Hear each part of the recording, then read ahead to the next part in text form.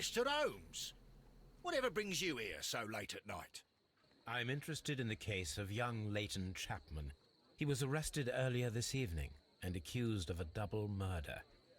I beg your pardon? That case is quite clear to the police. Or are there any new facts that we don't know about? Who knows, Inspector? Look, you are free to investigate, of course, Mr. Holmes. Chapman was arrested with a revolver in his possession, which you can find in the evidence room. The suspect himself is in custody.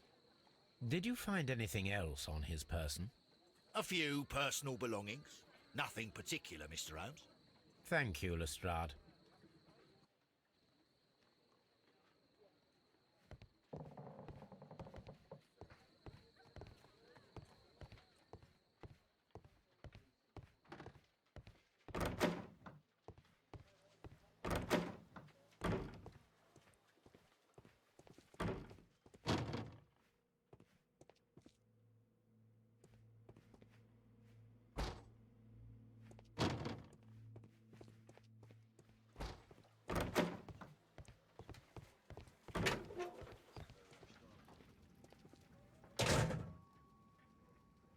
So this is the gun that Leighton was holding when he was caught by the police. It is a Webley revolver, a reliable weapon.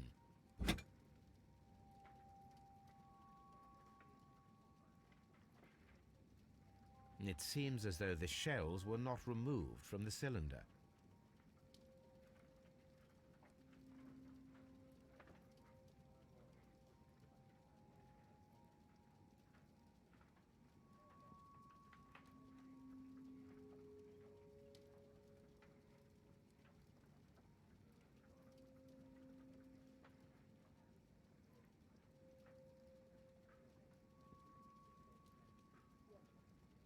It seems as though the shells were not removed from the cylinder.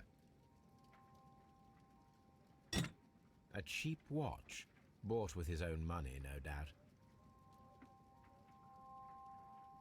These cigarettes are filled with cheap tobacco, nothing interesting.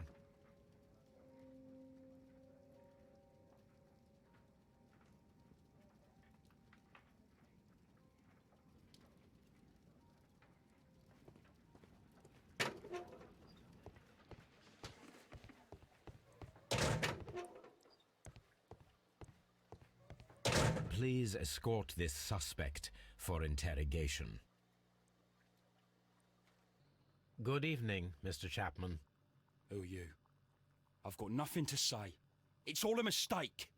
Calm down, Leighton. I have come here to help you. To find out if you truly are innocent, as your younger brother Wiggins has told me. My brother? You know him? Then that means you're... Sherlock Holmes. Oh, blimey. All right, Mr. Holmes. I'll tell you everything.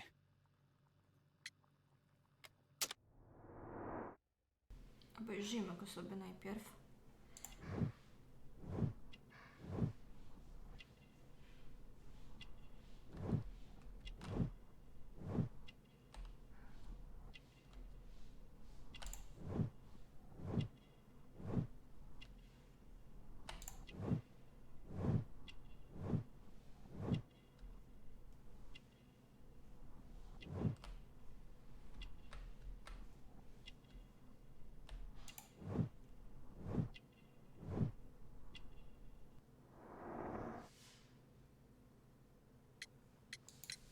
Good.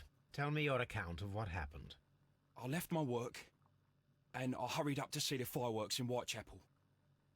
I was late, so I decided to cut through Half Moon Street. I saw the first fireworks light up in the sky. I bumped into a constable on a corner before entering Half Moon. Then suddenly, what with all the firework flare, I saw two men. They were both lying flat in the middle of the street. I stopped where I was. I thought about turning back to the police, but as I was thinking of that, I saw a third person. He was leaning over the body that was furthest from me. The second I saw him, he raised his head and he stared at me. In a flash, I saw his gun, but he made a dash for it instead and he escaped through Whitechapel Street. So you might still have had time to return to the constable. I panicked. I didn't know what to do. Anyway, I approached the bodies just to see if they were still alive. I saw that one had blood pumping out of his stomach. He was dying. It was horrible. The second one was already dead. He had a hole in his head. He was holding a gun in his hand, though. I took it, and then I followed the third man. Interesting. Pray, continue. I turned a corner, and I saw the man standing in the middle of the street. He seemed to be in some sort of panic. And then, Mr. Holmes, something strange happened. I told the police and they laughed at what I said, but I swear to you, my words are true. I started running towards him. But then I was blinded by a flash. It was so bright that I hardly saw anything for a good dozen seconds. But I kept running forward. As I arrived in Whitechapel, I heard a woman screaming. And then I was caught by the police. But there wasn't a trace of that man. Of course, then they found a gun and all that blood. I couldn't see the murderer escaping and all that mess. Perhaps I was still half-blinded at that moment. A thrilling account, my young man. Leighton, are you able to describe the person whom you saw standing in Half Moon Street? Well, I wasn't able to see his face at all. It was too dark, and he was too far away. I could see his silhouette. And what about that? Nothing so special. He was wearing a jacket. He was quite average in size and his weight. I see. Was there anything else that struck you at the time? No. But perhaps it's strange, but I can't remember the sound of his footsteps as he was running away. Perhaps it was because of the fireworks or the surprise of me seeing him. Leighton, I confess I am puzzled. Why should a young lad like you take a gun from the hands of a dead man and set off in pursuit of a probable killer? I know. I keep wondering that, but at the time it was like a reflex. A criminal ought to be arrested, and he was armed. You were willing to risk your life. That was a little foolish, unless you wanted revenge. No, Mr. Holmes. I was just being brave and stupid. No i trzeba by coś wybrać.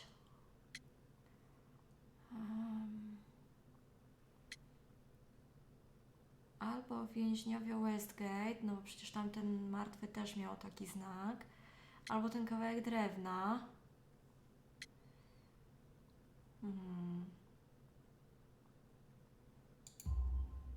I'm sure that you were, but I believe that you may have recognized one of the victims, Brian Vercotti. You knew that gentleman well, did you not? However could you know that? You have a typical tattoo of the Westgate Brotherhood upon your hand. I observed exactly the same mark upon Mr. Vercotti. You came to know him from your sharing a past prison sentence. Am I correct, Mr. Chapman? God. You're right, Mr. Holmes. Would you tell me a little about Brian Vercotti? We were convicted for a robbery. Once in prison, both of us joined one of these fraternities. During that year, we tried to help each other out, you know? You were quite young then, I believe. Yes, Mr. Holmes, we were. We'd only stolen a pound of meat. After we were released, and when I saw what my little brother had become, I decided to work towards living an honest life. And Vercotti? He had a hard time. His sister had died in a Whitechapel dispensary while he was in prison. He had no family anymore. Our paths split. He fell back into crime. So you lost him? Yes. And for around 2 years, I heard no news of him at all. We shall see you soon, young man. No i mamy kolejne wskazówki. Stary znajomy, Brian Vercotti, to stary znajomy Leightona Chapmana. Obaj siedzieli w więzieniu za kradzież, ale po wyjściu ich drogi się rozeszły. Bez łupów. Leighton Chapman nie miał przy sobie nic wartościowego, kiedy został złapany po morderstwie. Zeznania Leightona. Leighton Chapman zeznał, że gdy zbliżył się do miejsca zbrodni, zauważył jakąś osobę pochylającą się nad jednym z ciał. Layton zebrał broń z dłoni ofiary i ruszył w pogoń za tajemniczym mężczyzną, ale oślepiło go jasne światło. Pytanie, czy da się tu coś połączyć? Dwie ofiary... O, myślałam, że różne strzały będzie.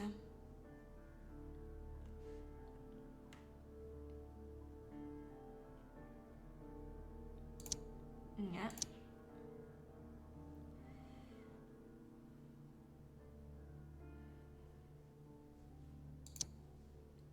Też nie.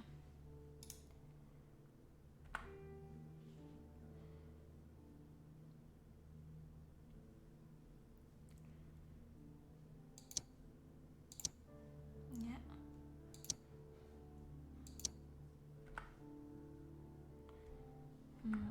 Możliwe, że się jeszcze nie połączy nic. A zobaczmy, co mamy.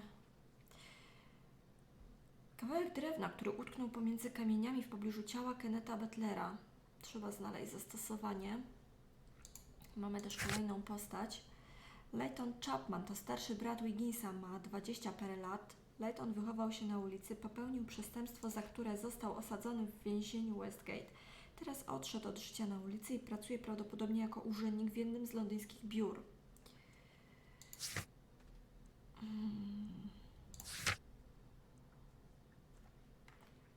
Dobra, spójrzmy jeszcze raz na rzeczy.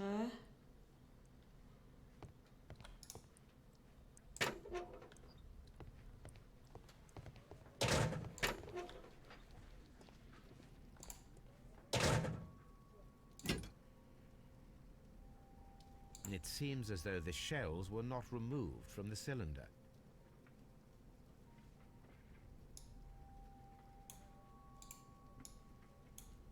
It seems as though the shells...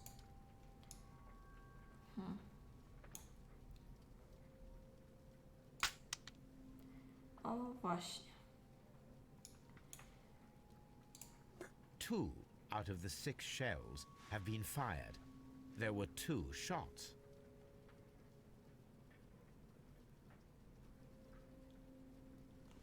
Coś jeszcze mamy, coś się pojawiło. Rewolwer Laytona. Layton trzymał w dłoni rewolwer z 2 wystrzelonymi nabojami, kiedy złapano go po zabójstwie na Half Moon Street, a mamy 2 różne strzały. No więc mamy dwie opcje.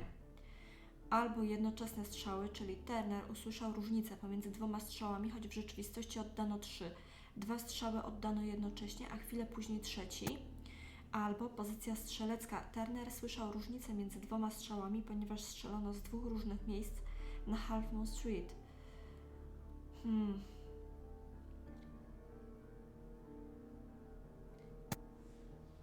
Myślę, że to mogło być raczej z 3 strzałami, dlatego że nasz główny podejrzany twierdzi, że widział jedną osobę, która zastrzeliła 2 facetów. Więc możliwe, że jak złapał pistolet, to strzelał 3. raz, ale do tego sobie jeszcze wrócimy.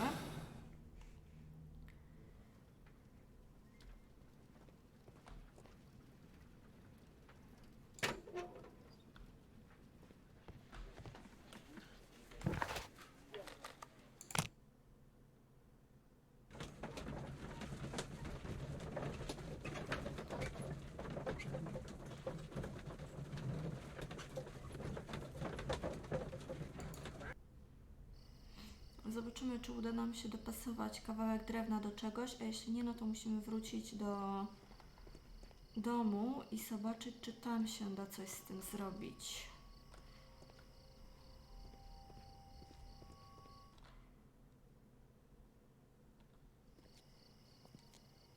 What's up with you, lad? What are you waiting for? I'm waiting for my brother to be released. Your brother? The one that you caught, beat up and imprisoned. Ah, the murderer. He ain't killed no one, copper. Watch your mouth, lad, else you'll be joining that worthless brother of yours.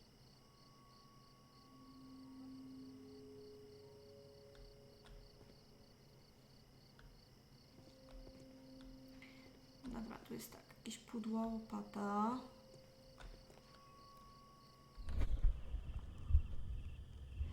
O, możemy przyjrzeć się, co się tutaj zadziało. Wybierz strzelca.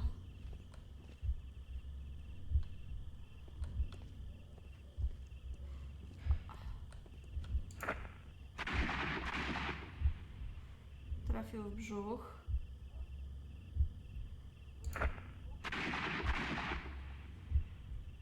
Trafił w głowę.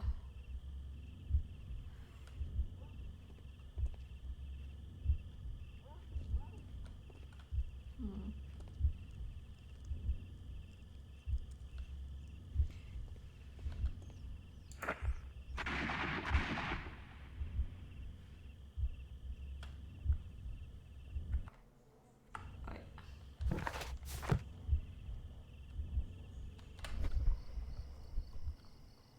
A co jeśli obaj mieli pistolet i strzelali? Nie, to nie, bez sensu. Ciekawe. It would be my pleasure to assist you with your investigation, Mr. Holmes. Brakuje mi kawałka układanki.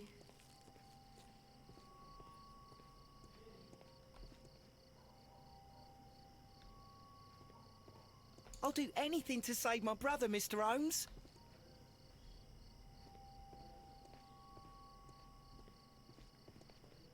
No nic, sprawdźmy jeszcze raz sobie mieszkanie.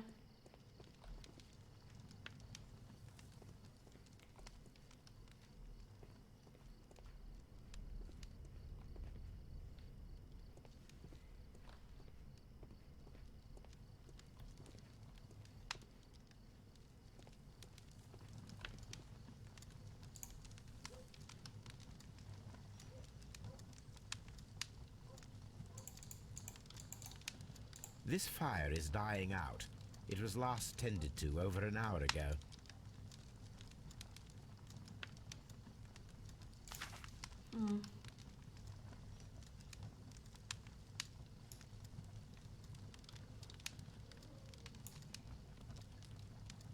No to już The wiemy, że... papers are almost entirely burned.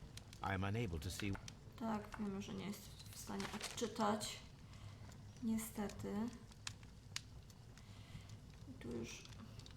Nurtuje mnie ten kawałek drewna.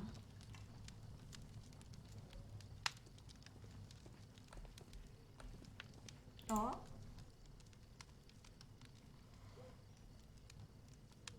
The books on this shelf are in a mess. It looks as though Mr. Turner was trying to find something in a hurry here, a short while ago.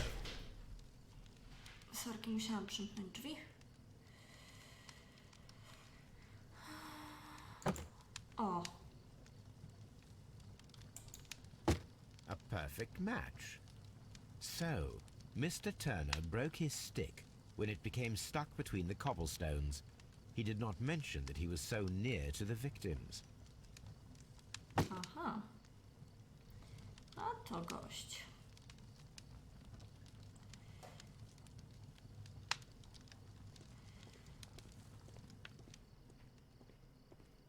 Anything else you would like to know, Mr. Holmes? Anything else you would like to know, Mr. Holmes? On nam nic nie powie już. Nawet jak odkryliśmy, że był tam. Brian Vercotti's contorted corpse. The dead body of Kenneth Butler.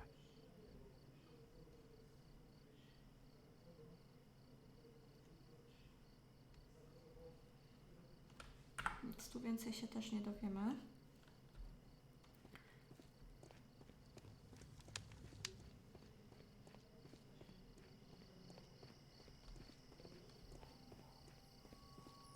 It would be my pleasure to assist you with your investigation, Mr. Holmes.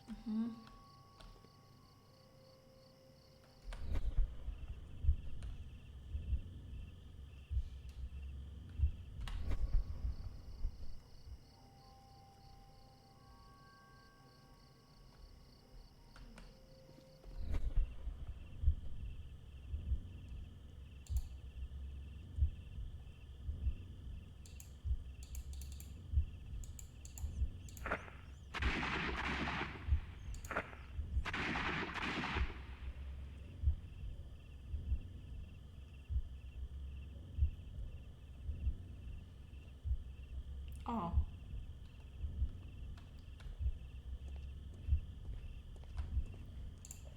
A fairly long pole with a forked end. A fairly long pole. Tak, tak. I am unable to see any higher. I need to find something to lift my lamp. Dobra. Chyba mamy pomysł.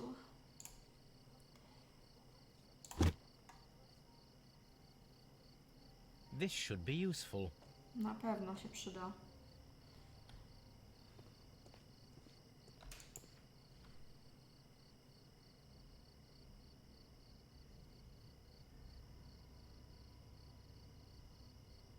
This is most definitely a bullet hole. The brick cracks are fresh. Watson, there was a third shot fired in this street. Powiedział do Watsona, którego tu nie ma.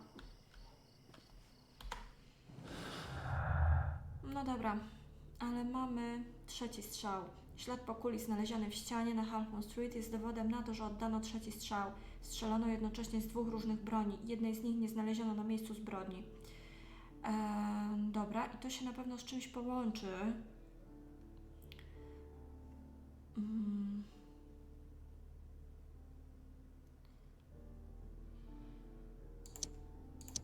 Nie.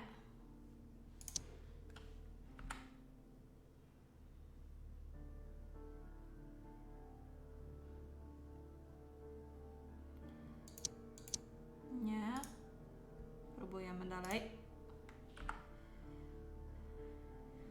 Trzeci strzał o 2 ofiary. O. Ogień krzyżowy. Kenneth Butler i Brian Vercotti zmarli w wyniku wymiany ognia. Obaj trzymali pistolety, jeden z nich zaginął.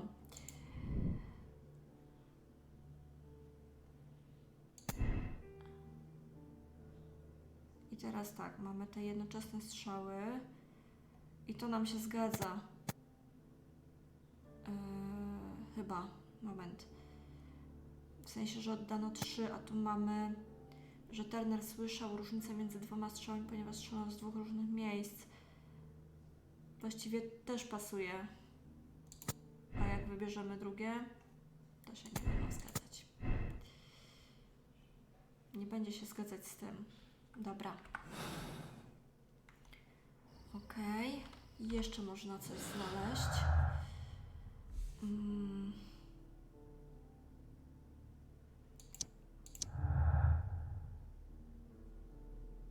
Tutaj jest znikający mężczyzna. Zeznania Laytona Chapmana dotyczące mężczyzny w marynarce, który zniknął na Halfmoon Street, zaczynają nabierać sensu, ponieważ broń, z której oddano trzeci strzał, zniknęła.